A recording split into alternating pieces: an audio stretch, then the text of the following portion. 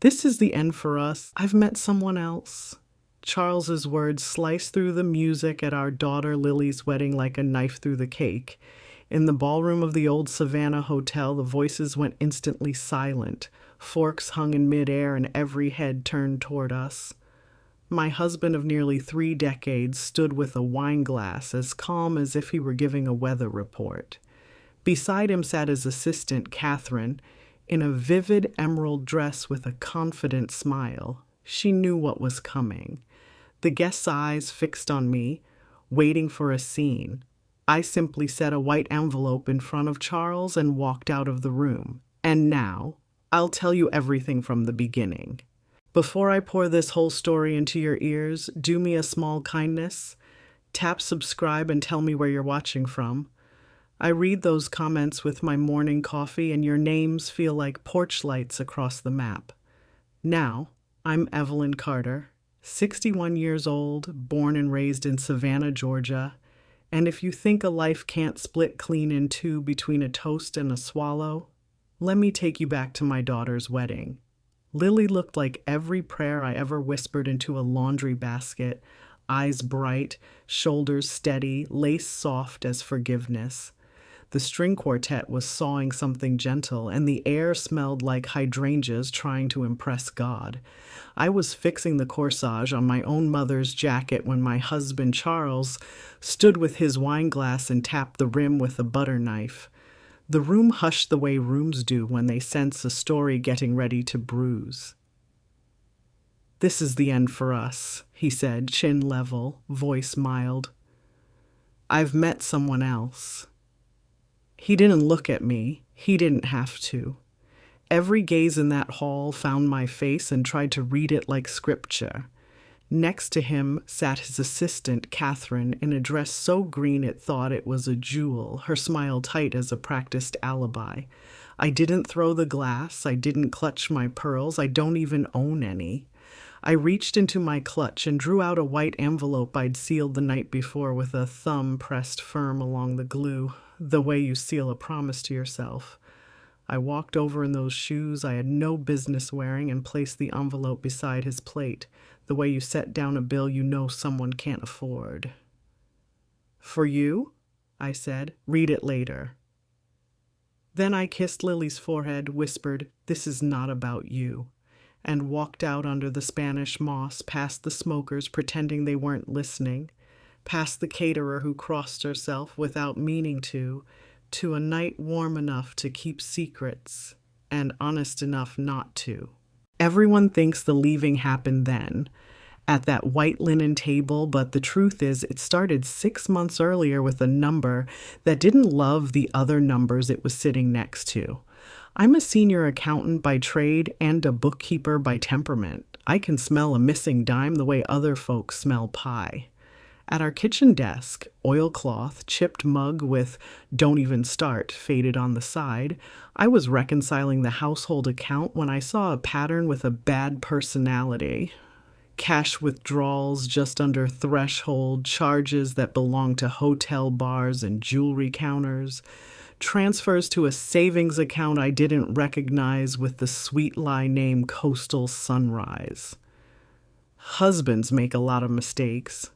Math isn't usually one of them. I didn't storm the living room with a ledger in my fist. I printed statements, highlighted with a calm hand, and started a folder.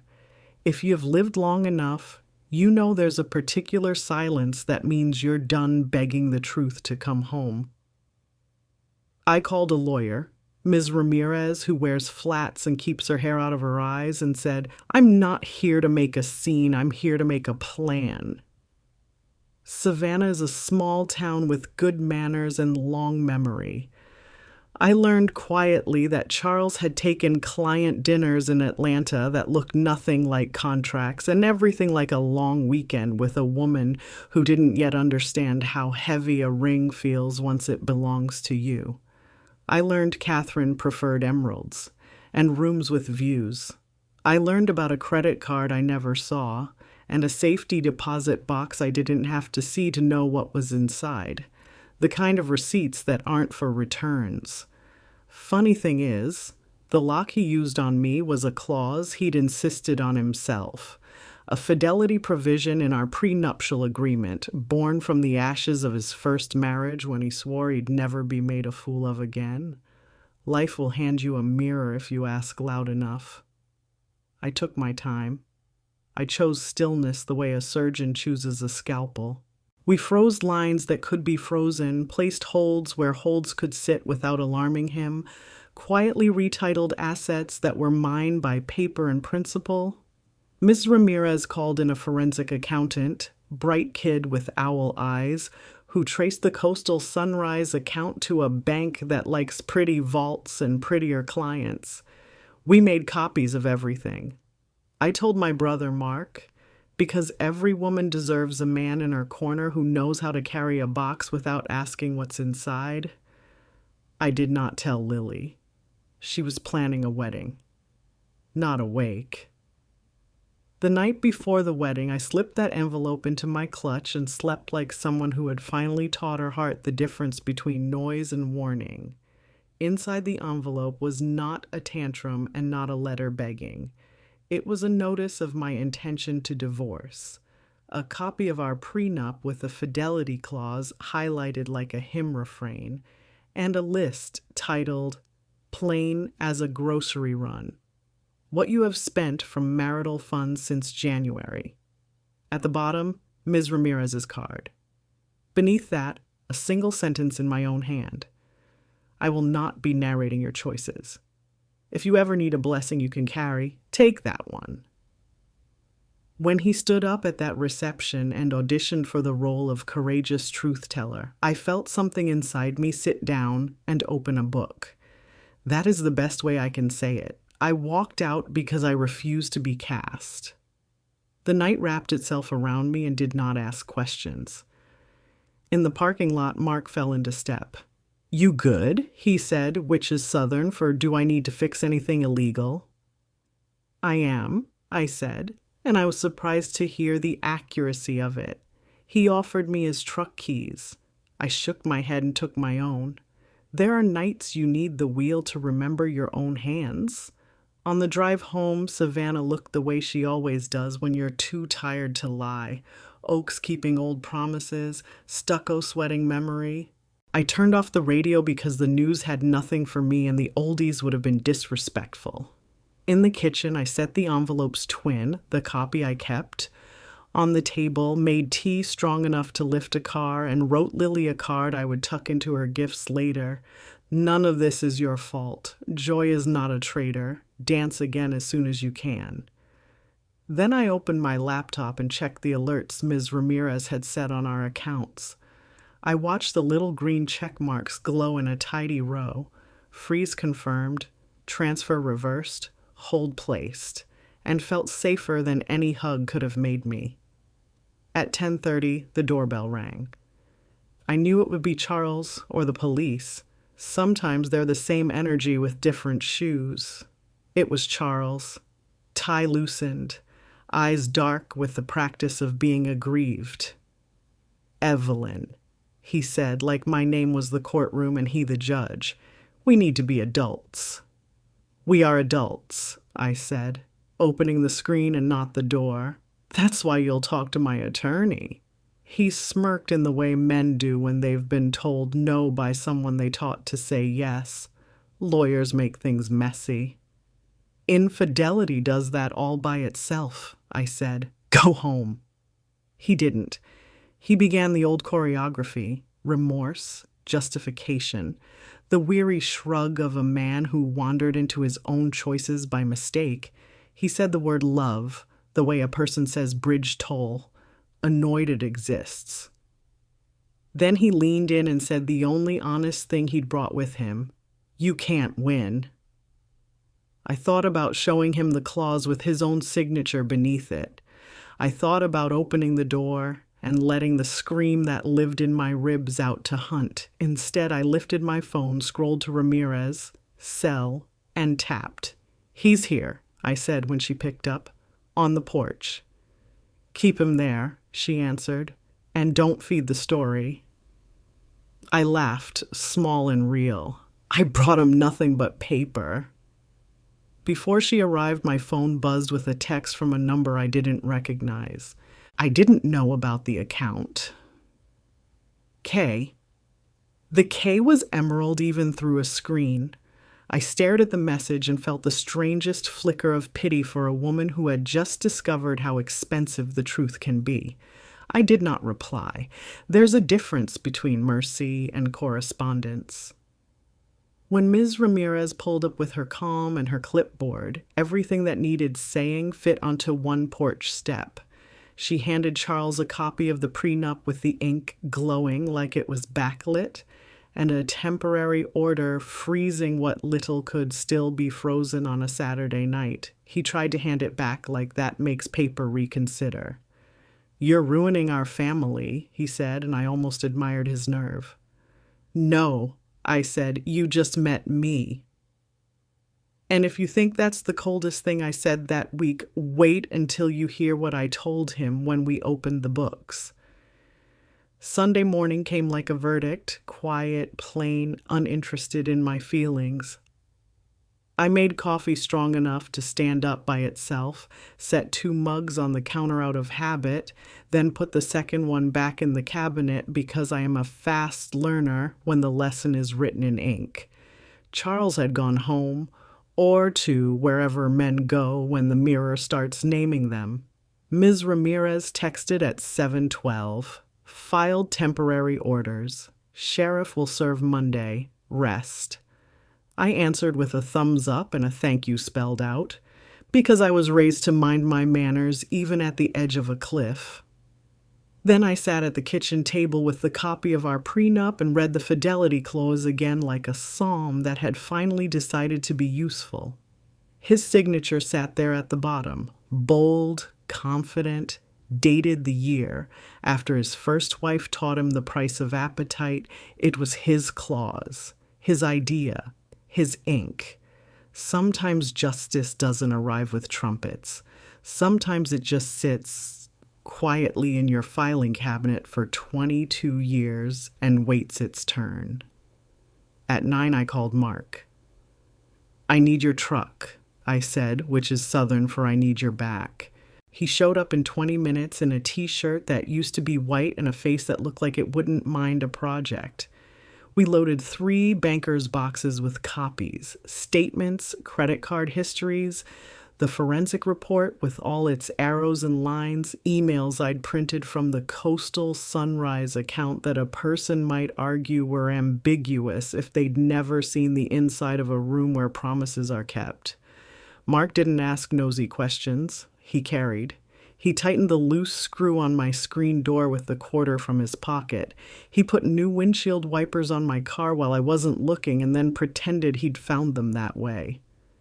"You good?" he asked, same as last night, same as always. "I am," I said, and meant it more than I had 12 hours earlier. I waited until noon to text Lily. She deserved a morning where the world still looked like a cake with her name on it. "Baby, I'm coming by around 2. Just me. We'll keep it short," she replied in a minute. "Okay, Mama, I love you." Those 3 words carried me like a canoe across a stretch of water I'd been dreading since Charles's first tap on that wine glass. When I arrived, she was sitting on her couch in yesterday's silk robe, hair in a soft, messy crown, bare face that said she'd washed off everything except what mattered. Her husband, sweet Logan, with the big hands and bigger patience, put a plate of toast on the table and left the room without turning the conversation into his. I sat. I took her hand. "What your father did was cruel," I said, because accuracy is the only bandage I own that doesn't stick to the wound. "But it's not contagious. You are allowed to keep yesterday." Her eyes filled but didn't crack. She is her mother's daughter. "Are you okay?" she asked. "I am," I said, "and I'm prepared. I've been gathering papers for 6 months. This wasn't a surprise to me. I just chose not to do theater with him." She blinked. "Of course you did," she said, half a laugh sneaking through. "At my wedding?" I squeezed her fingers. At your wedding, I did the only thing I could do to keep your day yours. I left, and I let paper do the shouting. We cried a little, the tidy kind, then planned how to tell Grandma without giving her something she couldn't digest. Before I left, Lily tapped the prenup I'd brought to show her. He made you sign this? He insisted, I said. Thought fidelity clauses were romantic, I guess. Well, she said, drying her face with the sleeve of the robe like a woman done apologizing for her grief, he finally gave you a good anniversary present. Back at my house, Ms. Ramirez called. He reached out, she said, voice smooth as flat water with a current underneath. Wants to work it out quietly. Translation, he wants your grace to be cheaper than the clause he wrote. And Catherine? I asked before I could stop myself. I could hear Ms. Ramirez's smile through the line. She texted you, didn't she? A single initial, I said, emerald green conscience. She's about to learn what commingling means, Ms. Ramirez said, and I imagine her exit will be quick once she has to split the check with reality. We went over Monday's plan. Service at his office, not at home, let him feel small in his suit. A motion to freeze the Coastal Sunrise account formally. A request for full accounting of the business expenses that took suspicious vacations. Depositions scheduled for the following week. I'll run point, she said. You show up, sit up straight, and answer only the question asked. No sermons, no parables. That's my job. I can do that, I said, and felt relief slide under my shoulders like a pillow. At dusk, I took a walk down to the water because the river has always been my best tutor. The live oaks leaned in to eavesdrop. The tourists let their feet learn cobblestone. A little boy threw bread to a gull and then argued with the gull about who owned bread once it left a hand. A contract negotiation if I ever saw one. My phone buzzed. Another unknown number. We should discuss this privately. No need to involve Lily or lawyers. C. I stared until the C blurred. I typed 3 drafts and deleted all of them. Then I wrote, please direct all communication to counsel. Period. I put the phone back in my pocket, and for the first time in months I didn't feel like a woman waiting to be chased. I felt like the road itself. Painted lines, right of way, posted speed limit. You can travel me or not. You can't rename me. Monday morning, the sheriff's deputy served him at the office while his partners pretended to be shocked and his assistant pretended to be busy. Mark texted me the moment the paper left the deputy's hand. Small towns are efficient when the story is this good. By 10, my email dinged with a string of notices. Attempts to move money blocked, a business card from a bank manager politely acknowledging the freeze, a furious letter from Charles's attorney, new to me, old to Mark, blustering about unconscionability and equitable deviations, the way men do when a clause is doing its job and they can't find a window to jump out of. He will try every door, Ms. Ramirez said when I forwarded it, but we are the ones with keys. In the afternoon, Catherine called. Not a text this time. A phone call that vibrated in my palm like a bug that had not yet learned the cost of speaking. I let it ring, then answered, because ignoring a fire does not put it out. Evelyn, she said, breathy voice lowered like we were sharing a secret instead of living on opposite sides of a sentence. I didn't know about the prenup. He said a lot of things. I interrupted, tired suddenly. Not of her, but of this whole flimsy theater. I'm sure he did. She paused long enough for a conscience to get brave. I'm sorry, she said, and the words sounded like a dress that didn't fit her yet. I didn't think... You did, I said gently, because cruelty is a currency I'm unwilling to spend. But you didn't think far enough. That's not a crime. It's just expensive. She sniffed. He told me he'd leave after the wedding so as not to ruin Lily's day. I looked at my hands.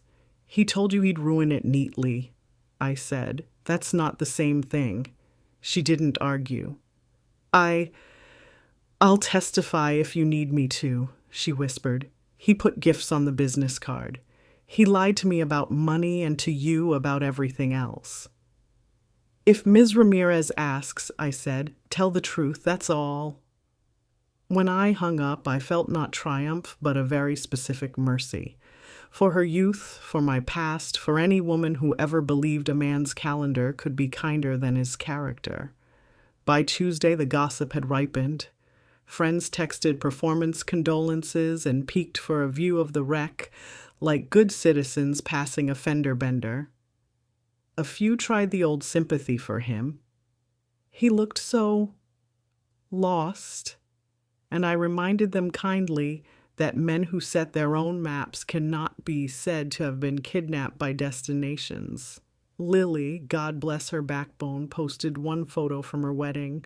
Her and Logan laughing so hard, the world blur softened behind them.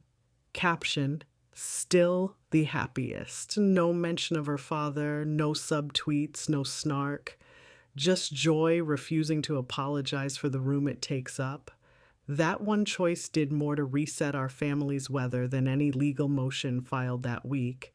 We met with Ms. Ramirez again on Wednesday to rehearse. She is fond of rehearsal.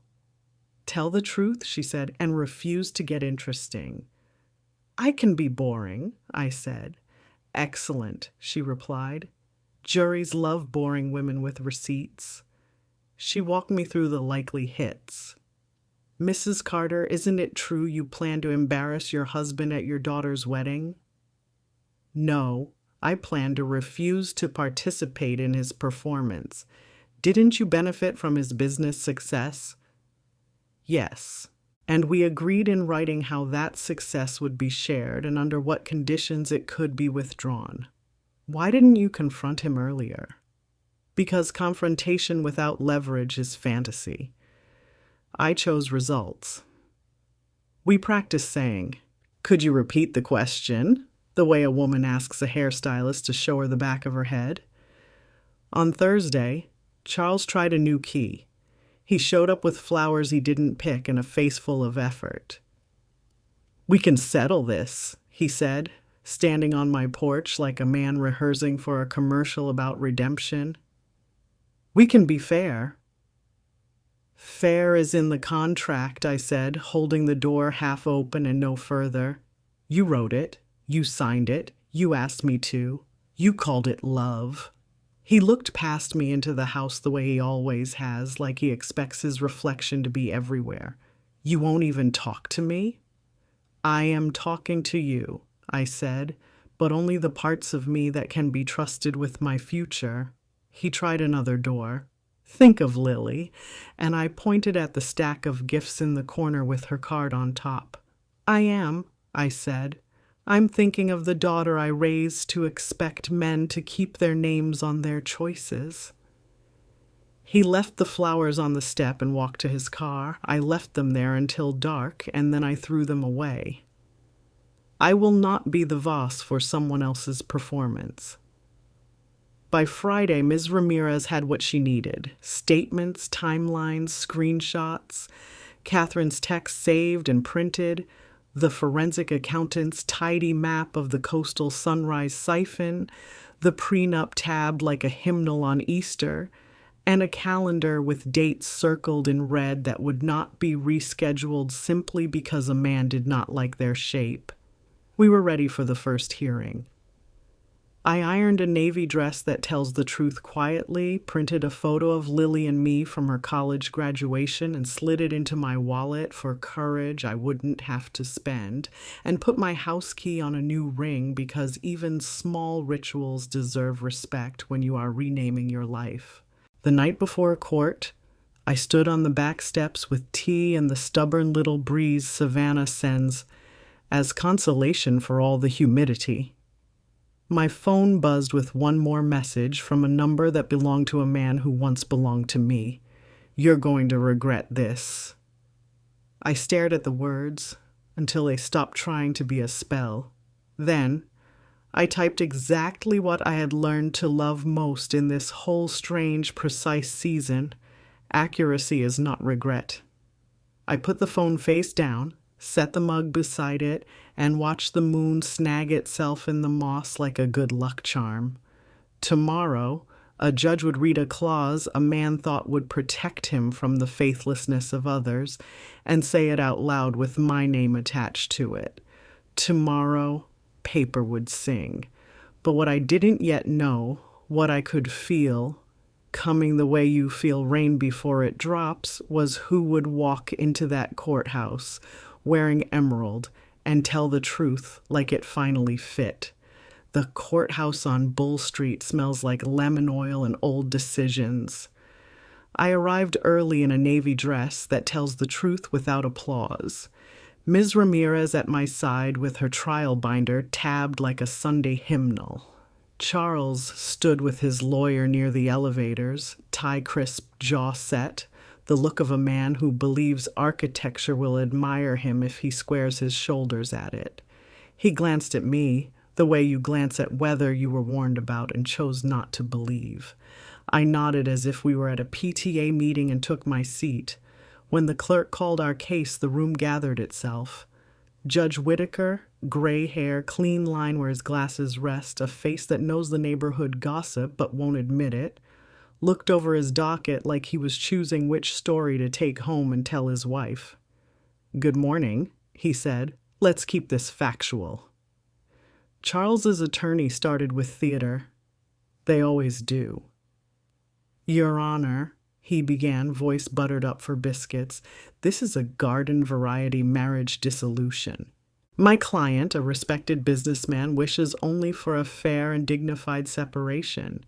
Mrs. Carter, however, has chosen ambush, at their daughter's wedding no less, weaponizing a prenuptial agreement in a manner neither contemplated nor equitable." He smiled as if he'd just invented fairness. Ms. Ramirez didn't bother to hide her smirk. "Your Honor," she said, rising with that calm I'd come to trust more than sleep, "we'll let the document speak English and the facts do their job." Facts, it turns out, have beautiful posture.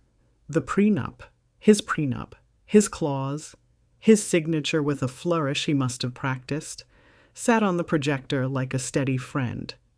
Ms. Ramirez read the fidelity provision out loud, slow as a recipe. In the event of adultery admitted or proven by preponderance of the evidence, the non-breaching spouse retains the marital home, 70% of jointly held investments, and indemnification from debts incurred in furtherance of the affair. Judge Whitaker leaned forward. "Who drafted this?" "Opposing counsel's client," Ms. Ramirez said, not unkind. A tiny tremor traveled the paneled wall and died somewhere near the flag. Then came the paper. The forensic accountant walked the court through the coastal sunrise siphon with arrows and dates, withdrawals just under reporting thresholds, corporate card charges at hotels with robes soft enough to make you generous, jewelry store receipts that matched a bracelet I had never worn. He didn't gloat. He diagrammed. If you've never seen a financial map lay down a trail so clean even the person who paved it winces, know this. It is not loud, but it is final. Charles tried the romance defense. "Your Honor," he said, standing when he should have stayed seated, "I didn't set out to hurt anyone. My marriage has been dead for years. I intended to leave respectfully after our daughter's wedding so as not to spoil her joy." The judge peered over his glasses, and yet here we are. Ms. Ramirez rose. "Your Honor, we have a witness who can clarify respectfully and intended." The bailiff called the name, and the emerald walked in. Catherine looked smaller without the stage lighting of a reception hall, but truth sat on her nicely. She took the oath with hands that didn't shake and corrected her own last name for the record, which is a kind of rebirth if you think about it. Ms. Ramirez kept it tight. "Ms. Hart, are you or have you been in a romantic relationship with Mr. Carter?" Yes, she said, voice nearly steady. Did Mr. Carter use company funds or joint marital funds to purchase gifts or trips connected to your relationship? Yes. Did he discuss the timing of disclosing this relationship to his wife? Catherine swallowed. He said he'd tell her after the wedding to keep it neat. Neat, Ms. Ramirez repeated, letting the word sit in the air until its good clothes looked ridiculous. Opposing counsel's cross was a series of softballs he hoped she would drop. She didn't. And then, God bless the part of her that believed in repairing what you can. Catherine turned to the judge and said unprompted, I didn't know about the prenup. I didn't know about the secret account until last week. I resigned yesterday.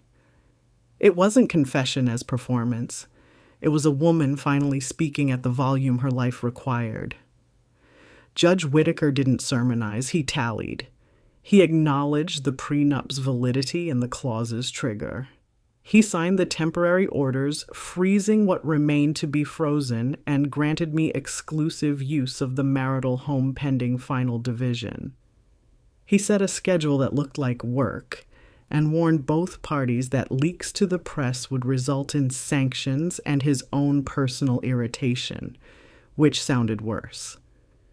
When he finished, the gavel didn't bang. It landed. We filed out into the hallway where the air tastes like photocopier and relief. Charles caught up to me near the elevators, shedding dignity like a coat that didn't fit. You think you've won, he said low. You've made a public spectacle of something that could have been handled with grace.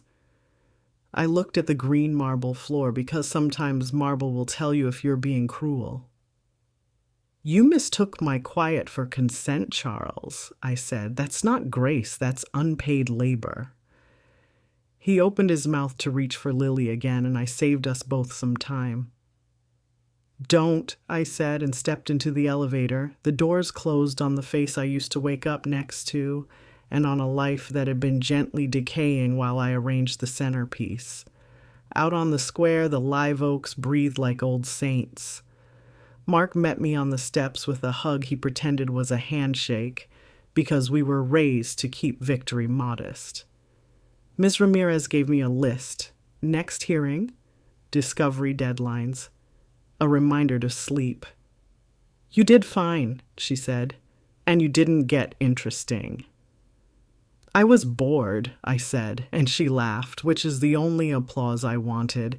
We split, she to her next fire, Mark to the truck where he keeps an entire hardware store because men like him think in repairs.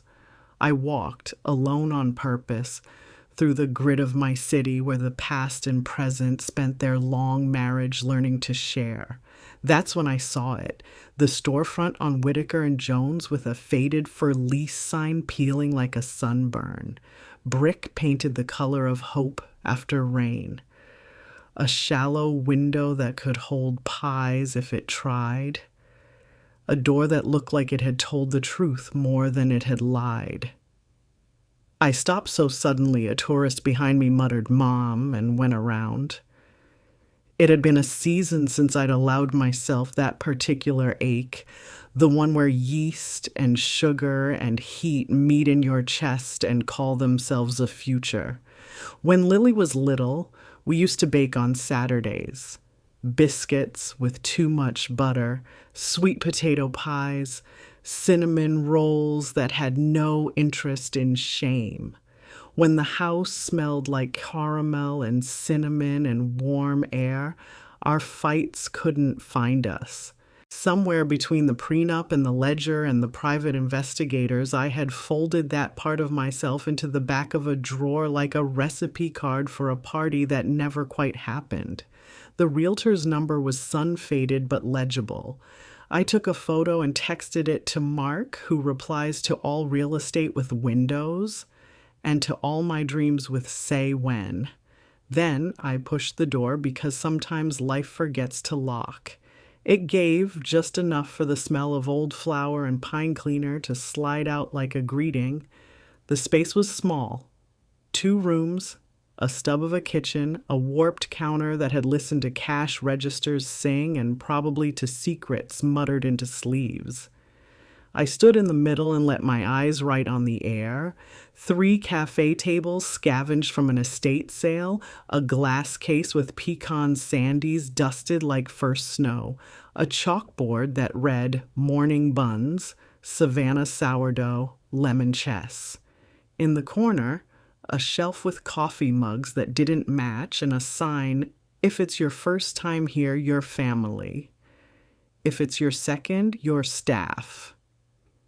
I could see Lily behind the counter on a slow Tuesday morning, a baby on her hip and a smile that had forgotten how to apologize.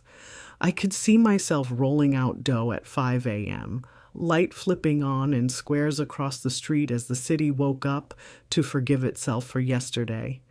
I called the number before I could talk myself back into caution.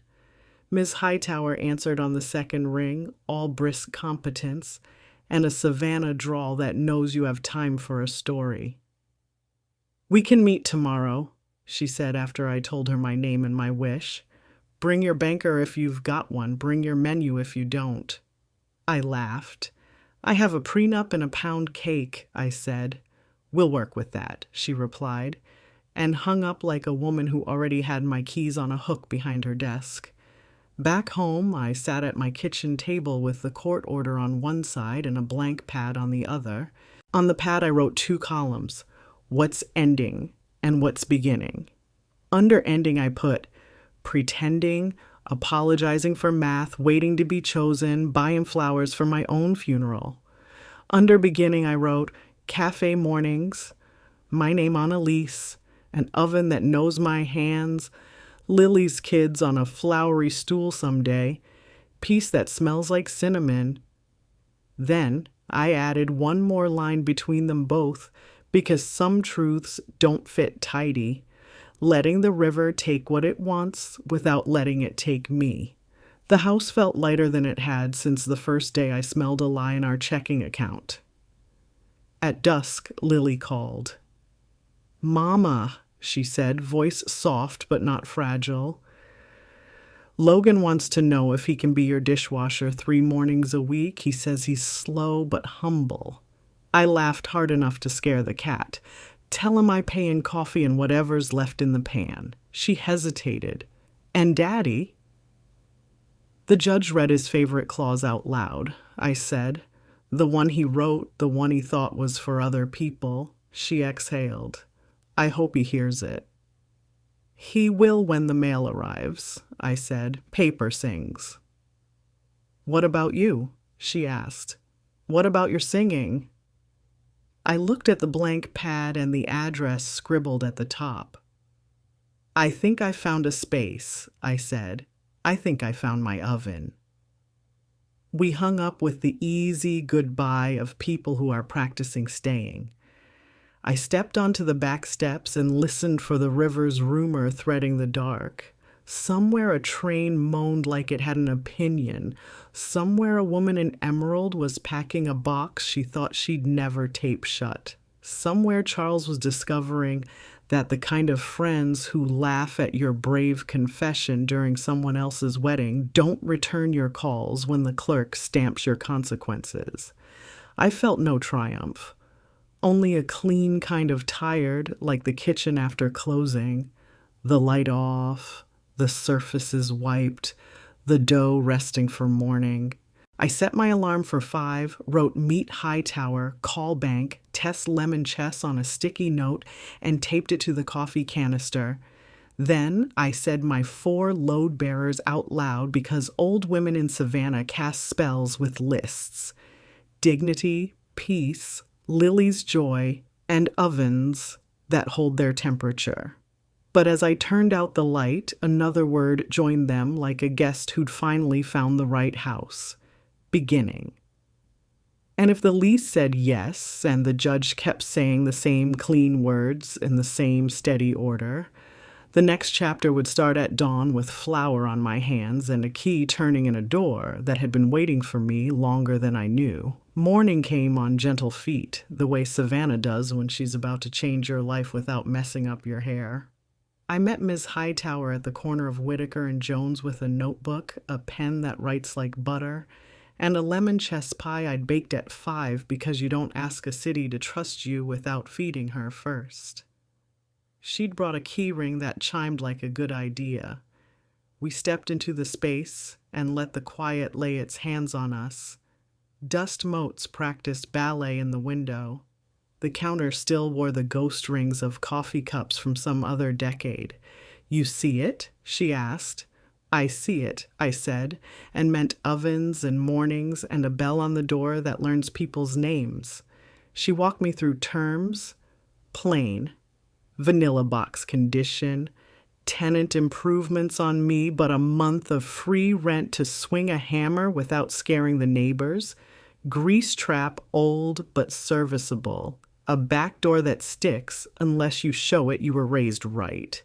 "What's your name?" she asked, flipping to a blank in her form. I hesitated. Evelyn Carter is a fine name for court, but a shop needs a sign that knows how to wave.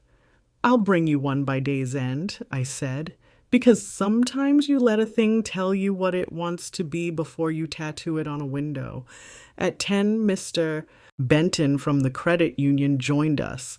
Tie forgettable, handshake accurate, the kind of banker who knows your church and your pressure. We talked numbers and timing and permits, which in Savannah are 3 parts: patience and 1 part flattery. "You're steady," he said after looking at the spreadsheet I'd made at midnight, my fingers remembering joy while my formulas remembered rent. "I qualify you for our micro business line. Modest, but it breathes." "Breath is all dough needs," I said, and he smiled like a man who'd been waiting all morning for someone to say something that wasn't in his manual. By noon we had a path. Application submitted, inspection scheduled, landlord agreeable, my feet already mapping where the mixer would hum and the case would gleam. I walked back to the square with the key in my pocket and called Lily. "Come see your mother's questionable life choices," I said. She arrived with Logan carrying a tape measure and the kind of grin you get when the future starts talking louder than your fear. We measured tables and argued about the best place for the exit sign. "Back left," Logan said, pointing his carpenter's thumb like a compass. "Health inspector men love left." "You don't know that," Lily laughed. "I absolutely do," he said. "I'm a man, and I love left." It was nonsense, and it was perfect. Ms. Ramirez called as we were chalking imaginary pastry names on the wall. "Discovery starts next week," she said. "His counsel wants to discuss settlement parameters. I told him we don't haggle with math." "What does he want?" I asked, though I already knew. "Attention? Deference? A discount?" "To be the exception to his own rule," she answered. "We'll send over our list. You keep your hands in flour and your phone on loud." "I am in flour," I said, looking down at my palms and realizing I'd touched the walls like dough, like blessing, like I knew what I was doing. That afternoon, I visited the health department. The clerk slid a packet under the glass with the weary kindness of a woman who has watched many people discover the price of their dreams. "Food manager's certification online," she said. "Hand wash sink here, 3-compartment sink there, thermometer in the fridge, hair restraint if God gave you hair." I pictured myself in a net and laughed. "He did," I said. "I'll cover it." On the way home, I stopped at the sign shop on Victory and asked for proofs by Friday. The young man behind the counter, tattoos tidy, eyes like a blue-collar poem, tapped at his screen. "What are we calling her?" he asked. "Her," I repeated, liking that he gendered the future. Names are a kind of spell. You do not say them until they're strong enough to hold a roof. "Let me bring you the name tomorrow," I said. He nodded. "We'll leave room for it to be right." Back at the house, I found Mark in my driveway with a pickup bed full of lumber reclaimed from a porch somebody richer than sense decided wasn't modern. He patted the planks like rescue dogs. "Counters," he said, "stories built in." We hauled them inside and leaned them against the dining room wall. He eyed my list on the table, 2 columns and a prayer. "You sure?" he asked, "which is brother, for I will catch you, but I still get to ask." "Yes," I said. "Even if it takes me a year to open, I'd rather look at a future I chose than a past I have to clean up after." The phone buzzed. Unknown number. "We need to talk." See, I didn't bite. I forwarded it to Ms. Ramirez and went to the kitchen to test cinnamon roll dough because dough is the only conversation worth repeating twice. While it rose, I pulled down my mother's recipe box, tabs worn, cards smudged with butter that's now family history. Behind biscuits was a card I'd written in my 20s. Chess pie, Ruthie's version, in my young, careful hand. I held it like a photograph of a girl I remember and forgive. At 5, Lily and Logan returned with takeout and a question. "Names," Lily said, patting the counter until the cat granted her a corner. "We need one." We tried on a dozen like hats at a church rummage. Low Country Loaves, Spanish Moss Bakery, Begin Again, 2 on the nose. Second Helpings, Too Cute, Whitaker, and Wheat. Logan's contribution that made us all say, I wrote each on a scrap and waited for the one that stood up. "What do you want people to feel when they walk in?" Lily asked. "Like morning forgives them," I said without thinking. "Like proof," Logan added.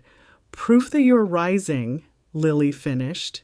And then we were quiet because the name had walked in and sat down. "Proof and mercy," I said, the way you say yes at an altar. Logan slapped the table. "I'll build the sign hook," he said. Lily emailed the sign shop right then and there with a font request that looked like someone's great aunt. Wrote it neat. After dinner, I opened the mail and found the first of what would be many apologies dressed as practicalities. A longtime client of Charles's firm wrote to inform me that, given recent events, they would be reassessing partnerships. This is how men say goodbye to other men when the newspaper is sniffing. I put the letter in a folder labeled "Not My Weather" and called Ms. Ramirez just to tell her I wasn't panicking.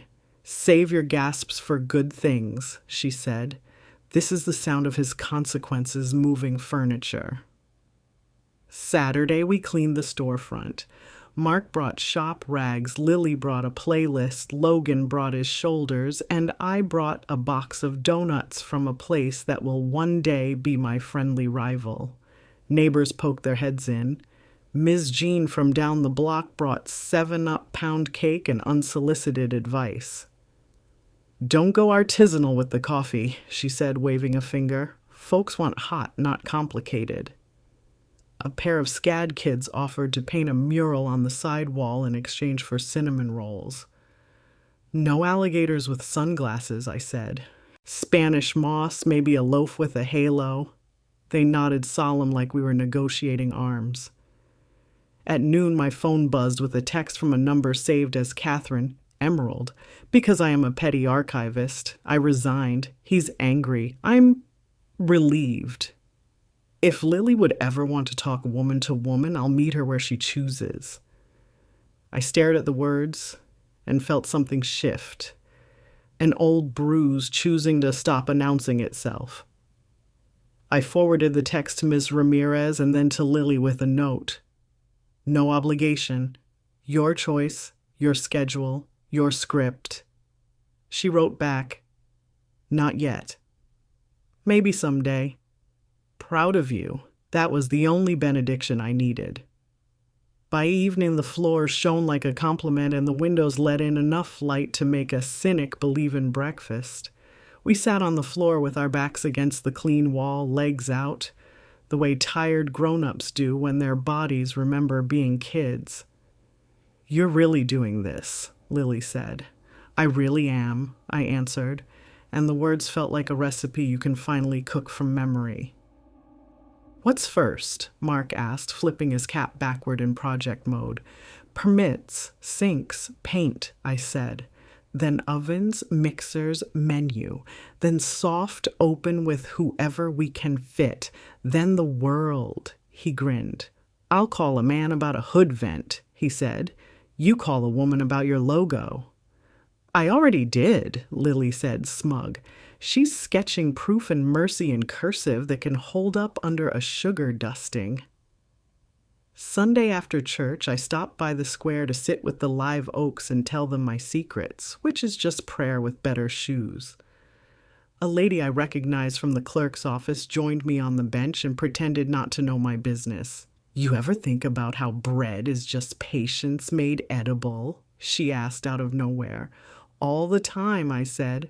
"I'm learning to be hungry without being foolish." She nodded, satisfied, and fed a squirrel half her biscuit like she was tipping the universe. On Monday, permits went in. On Tuesday, the health inspector came with a clipboard and a mouth that looked like it had forgotten how to smile sometime during the Carter administration. He pointed at where the sinks would go and hummed at the breaker panel and told me my mop bucket needed its own corner. "I love a man with standards," I said, and he almost smiled. Which, in government, is a kiss on the cheek. On Wednesday, Mr. Benton called with good news. Microloan approved. "It's not Christmas," he said, "but it's not coal." "It's flour," I said. "I can make miles out of flour." By week's end, the lumber had turned into a counter that looked like it had always meant to be there. The sign proofs glowed on my phone like a baby's sonogram, and the chalkboard read, "Coming soon, proof and mercy. Morning buns, Savannah sourdough, lemon chess. First coffee on us if you brought us a prayer." I taped "Help Wanted, Slow Dishwashers Welcome" in the window for Logan and anyone else smart enough to be humble. That night, Ms. Ramirez emailed a draft of the settlement terms she'd be sliding across a mahogany table the following Monday. I read them out loud at my kitchen table like bedtime stories. House to me, as per prenup. 70% of joint investments to me, adjusted for his siphon, indemnification from debts incurred to romance, him to retain coastal sunrise, and any remaining balance, which the bank would be very interested to discuss.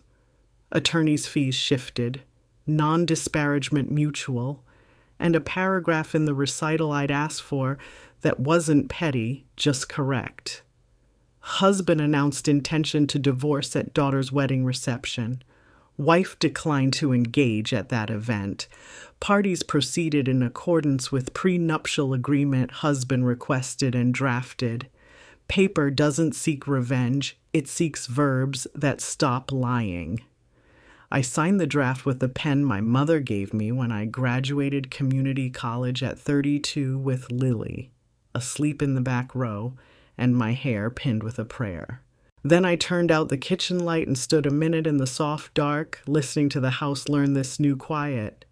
On the counter, a bowl of dough rose under a cloth, the yeast doing its invisible work, the kitchen warm enough to say yes. In the morning, I would punch it down, shape it, let it rest again, and bake.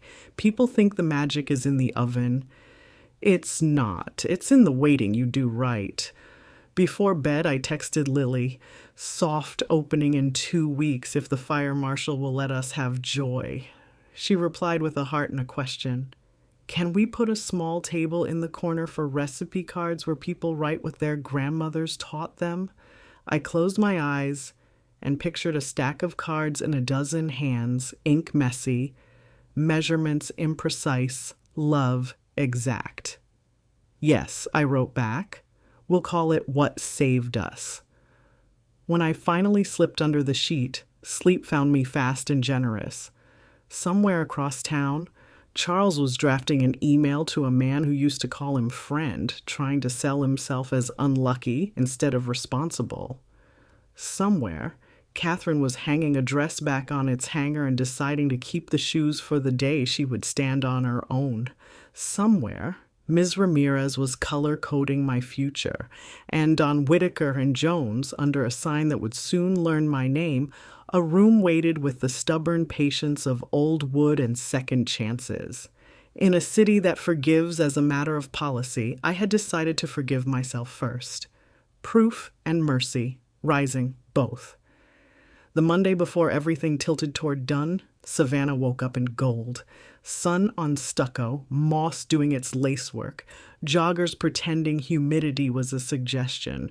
I put on my navy dress, the one that remembers courtrooms but doesn't mind bakeries, and met Ms. Ramirez at a conference room with a view of a parking lot. That's the thing about endings, they're rarely scenic.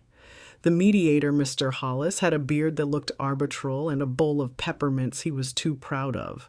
He shook our hands like a man who has seen every possible version of "we tried" and still loves paperwork for the way it keeps secrets from exploding. Charles arrived with his lawyer. A woman this time, smart choice. Men are tired of losing to their reflection, and a look that said he'd rehearsed dignity in his bathroom mirror and was hoping it didn't look store-bought under fluorescent lights. He didn't meet my eyes. The rules were simple. Separate rooms, shuttle diplomacy, offers folded into counter offers like pastry, no raised voices, no pointing with pens. Ms. Ramirez set her binder down like a cathedral. "We're not here to get interesting," she whispered. "We're here to get accurate." I breathed through my ribs and nodded. The first note came from their room on Mr. Hollis's clipboard, a proposal that smelled like cologne and panic. He wanted to revisit the fidelity clause because the marriage had effectively ended long before, as if the clause recognized vibes. He wanted a 50-50 split of investments in light of market conditions, as if the market had slept with his assistant. He wanted to retain the beach house because he had always mowed the lawn there, as if grass owed him equity. Ms. Ramirez smiled the way a woman smiles when a toddler offers to pay rent with crayons. She wrote a number on the legal pad, 3 lines, no decimals, then slid our draft settlement back across with one new sentence underlined. The parties acknowledge the validity and enforceability of paragraph 7B, fidelity, without modification. When Mr. Hollis read it, he nodded like a man who knows when the recipe is right and the oven just needs to come to temperature. They tried every door. Unconscionable. Unfair windfall. Public embarrassment, Ms. Ramirez answered in ink and statutes. Voluntarily executed. Consideration on both sides. Any embarrassment was self-authored. Exhibit A. A microphone at a wedding. Somewhere around noon, the door to their room opened, and a sound escaped that could have been a chair hitting a wall or a man learning what his own signature does after it dries. Mr. Hollis chewed a peppermint like it was his oath of office and went back in. By 2, they'd stopped auditioning and started negotiating the part called What Will History Say? We conceded little things because mercy is cheap when truth is holding the big bills. We would allow his business to buy out my nominal share over 80 days instead of 30. We would make the non-disparagement mutual so he wouldn't feel like the only gagged guest at his pity party. We would avoid adjectives in the recital and let verbs wear their own weight. "The house?" Ms. Ramirez asked, pen ready. "Me," I said. "The investments per the prenup?" "Me," I said again, as if I were introducing myself to a future that shook my hand back. "Debts used to romance?" "Him." "Coastal sunrise?" I smiled without showing teeth. "A souvenir." She grinned. "Frames well," she said, and wrote it down as husband retains all rights to account styled coastal sunrise, including balances, liabilities, and tax consequences. I nearly blessed her. At 3, the door opened and Catherine walked in. No emerald today, just a gray dress that looked like work and a face that had learned how to stop apologizing for listening to itself. She wasn't on the schedule, she wasn't in the paperwork. She came because we are never entirely done being braver than we planned. I have a statement, she said, speaking to Mr. Hollis because some lines deserve an audience. And copies.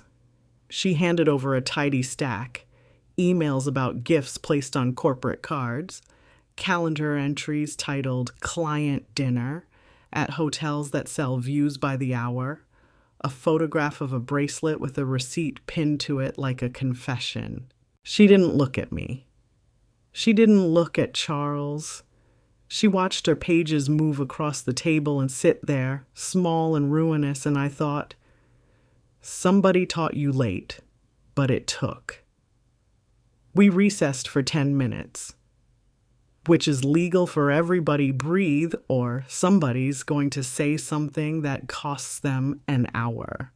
In the hallway, Ms. Ramirez leaned against the wall and closed her eyes like a runner between laps. "How are you?" she asked without opening them. "Hungry," I said. "Good," she said. "Hungry keeps us from ordering off the feelings menu." When we reconvened, Mr. Hollis cleared his throat. "I think we're at Write It Up, folks." He said it with the satisfaction of a man who knows paper has finished its sermon. Opposing counsel slid a pen into her hair like a white flag. Charles stared at the tabletop, the posture of a man trying to memorize wood grain so the future doesn't feel so empty. The final draft took an hour and a half. Numbers spelled out, commas herded, a stray adverb shot on sight. When it came time to sign, I used my mother's pen. Ms. Ramirez initialed like a woman playing a song she wrote herself. Charles held his pen too tight and made grooves in the paper that would outlive the ink. When it was over, Mr. Hollis put our copies in a manila envelope and handed it to me like communion. "Bake something good," he said, and I surprised us both by laughing. Outside, the air tasted like a storm that had decided to be polite and pass us by. Mark was waiting on the sidewalk the way brothers do when they can't fit in the room where you slay the dragon, but they can hold the reins. "Well?" he asked, eyes on my face, because he knows documents can lie, but faces are better at it. I lifted the envelope. "Done." He exhaled, then looked around like relief needed a place to sit. "Barbecue to celebrate?" "Flour," I said. "I want flour." He grinned. "Then let's go home." Home was the house the judge had granted me exclusive use of pending final orders, but that, in my bones, belonged to me the way a tree belongs to its dirt. I set the envelope on the counter, washed my hands the way bakers do, and pulled out the proofing dough I'd tucked in the fridge before mediation. It had waited well. I rolled, folded, sugared, and knew as surely as I know my daughter's laugh that my hands had been lonely in a way I couldn't hear over paperwork. Mark brewed coffee and read the settlement aloud like a bedtime story for people who prefer verbs to adjectives. House to wife, 70% of joint investments to wife, indemnification from debts incurred in furtherance of the extramarital relationship to wife, each party to bear responsibility for accounts titled solely in their name, including Coastal Sunrise.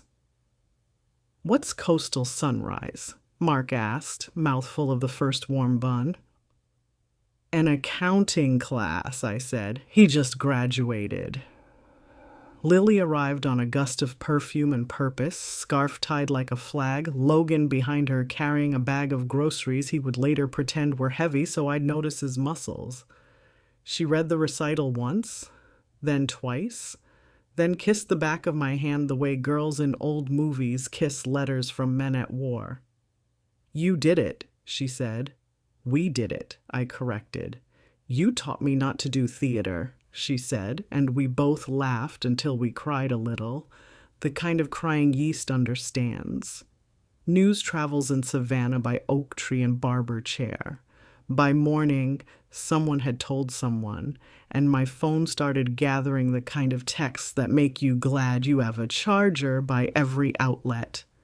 Miss Jean, proud of you. Pound cake coming. The health inspector, I swear. Permit paperwork moving. Don't get cute with the hand wash sink. Mr. Benton, funds released. Oven shopping Friday. Even the sign shop kid, proof and mercy test print ready. Bring flowery hands for the photo. 2 messages landed like bookends. The first was from Charles. I hope you're satisfied. I typed and deleted 6 answers and finally sent the only true one I owned. I am settled. Satisfaction is your work. The second was from Catherine. I told the truth. I'm going to my sister's for a while. If Lily ever wants to, I'll be reachable. Wishing you a long line out the door. I stared at the screen until the forgiveness I could afford surfaced. Thank you for your testimony. Take care of yourself. I sent it. Mercy isn't a door I leave open for men who weaponize microphones at weddings, but sometimes it's a porch light for women who turned around before the swamp got them.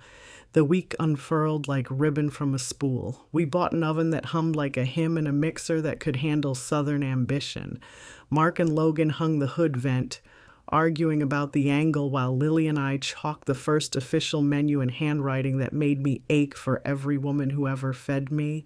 Morning buns, Savannah sourdough, lemon chess, pecan sandies, buttermilk biscuits, Fridays only, coffee, hot, not complicated.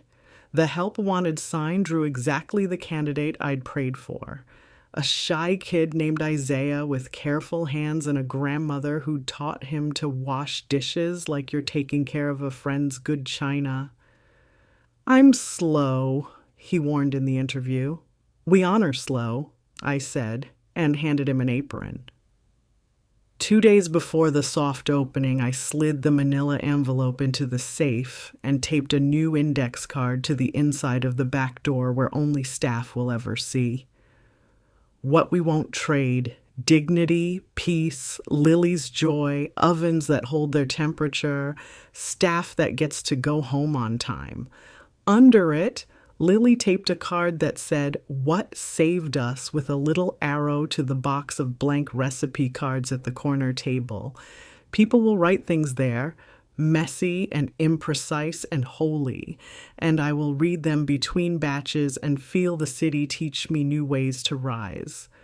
On the eve of opening, I brought a pie to Ms. Ramirez because victory without gratitude is just a loud story.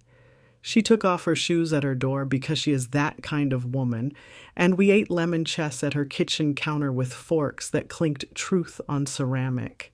You know he'll keep trying to audition for sympathy, she said. I know, I said. So will the parts of me that still like applause. She nodded. Feed the part that bakes instead. Yes, ma'am, I said, and meant it. I drove home down streets I now knew by oven timer. Whitaker, Jones, Victory, Bull. The sign shop had hung our proof sign in the window so we could see it from the curb before the bolts went in the morning. Proof and mercy, it said in cursive, stout enough to hold a dusting of sugar and a year's worth of weather. I stood on the sidewalk and breathed until my shoulders forgot they were armor. Through the glass, I could see the counter Mark built from someone else's discarded porch. The case Lily polished like a chalice. The stool Isaiah had adjusted until it didn't wobble because he hates surprises unless they're frosting. My phone buzzed once more. A photo from Lily. Her hand and mine side by side, flower on both. The caption, tomorrow. I wrote back, tomorrow. Then forever, one morning at a time. I slept like a woman with a list by the door. The last thought I had was a picture of my mother's hands cutting butter into flour, of Lily at 5 licking cinnamon sugar off a spoon, of little girls I've not met yet standing on tiptoes to watch dough become bread, and fear become a story we tell about an old season that fed the new one. Outside, the river rolled on with its one song. Inside, my kitchen exhaled. In the morning, I would unlock a door with my name on it and let mercy in with the customers. And when the bell rang, I would say the two words I've been practicing all year, the ones that made room for everything else. Welcome in.